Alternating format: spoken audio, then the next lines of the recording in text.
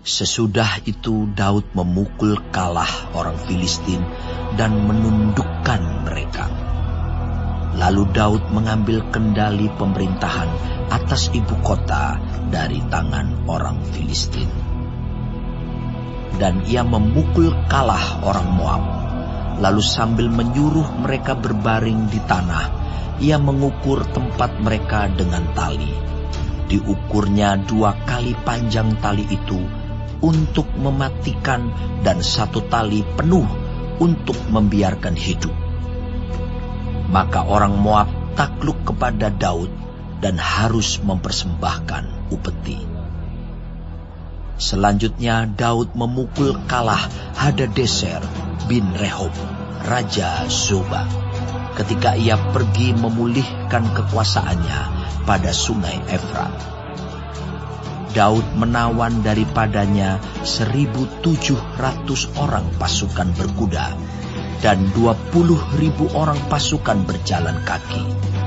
Lalu Daud menyuruh memotong urat keting segala kuda kereta, tetapi dengan meninggalkan 100 ekor kuda kereta. Lalu orang Aram dari Damsyik datang menolong Hadadezer, Raja Zoba. Tetapi dari antara orang Aram itu, Daud menewaskan 22.000 orang. Kemudian Daud menempatkan pasukan-pasukan pendudukan di daerah orang Aram dari Damsyik. Orang Aram itu takluk kepada Daud dan harus mempersembahkan upeti. Tuhan memberi kemenangan kepada Daud kemanapun ia pergi berperang. Sesudah itu Daud mengangkut perisai-perisai emas yang dipakai oleh anak buah Hadadezer, lalu membawanya ke Yerusalem. Dan dari Betah dan dari Berotai, yaitu kota-kotanya Hadadezer, Raja Daud mengangkut amat banyak tembaga. Ketika didengar Tou Raja Hamat bahwa Daud telah memukul kalah seluruh tentara Hadadezer, maka Tou mengutus Yoram anaknya kepada Raja Daud untuk menyampaikan salam dan mengucapkan selamat kepadanya, karena ia telah berperang melawan Hadadezer dan memukul dia kalah, sebab Hadadezer sering memerangi Tou. Dan Yoram membawa barang-barang perak, emas, dan tembaga.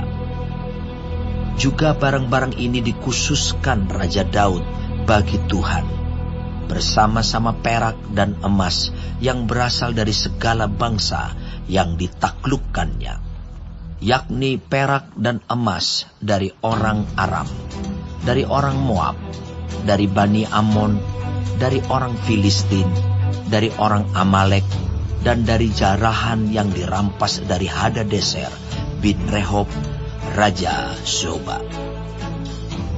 Demikianlah Daud mendapat nama, dan ketika ia pulang, ia menewaskan 18.000 orang Edom di lembah Asin.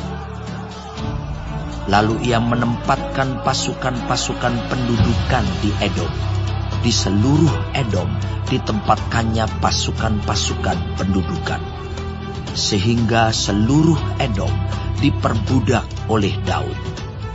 Tuhan memberi kemenangan kepada Daud kemanapun ia pergi berperang. Demikianlah Daud telah memerintah atas seluruh Israel dan menegakkan keadilan dan kebenaran bagi seluruh bangsanya.